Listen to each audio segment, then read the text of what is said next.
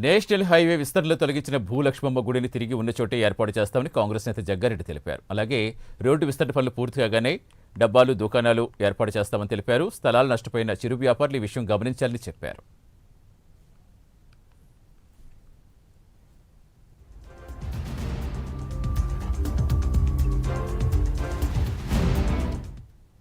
గత 10 సంవత్సరాల క్రితము చౌరస్తా రోడ్డు వెడల్పుకు సంబంధించి 2005-6 సంవత్సరంలో అప్పుడు నేను 2004 ఎమ్మెల్యే అయిన తర్వాత అప్పుడు రాజశేఖర రెడ్డి గారు ముఖ్యమంత్రిగా నేను సంగారెడ్డి చౌరస్తా నుండి పడంచెరు, గంగారం, చందాపూర్, గంగారం వరకు రోడ్డు వెడల్పు కూడా శాంక్షన్ ఇవ్వడం జరిగింది.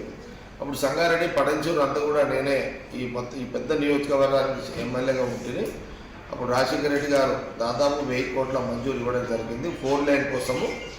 అప్పుడు పనులన్నీ కూడా ప్రారంభమైన దాంట్లో సంగారెడ్డి చౌరస్తాలో మరి భూలక్ష్మమ్మ గుడి మధ్యలో ఉండే తప్పని పరిస్థితుల్లో మరి అక్కడ అమ్మవారి గుడిని తీసి సంగమేశ్వర గుడిలో పెట్టాల్సి వచ్చింది.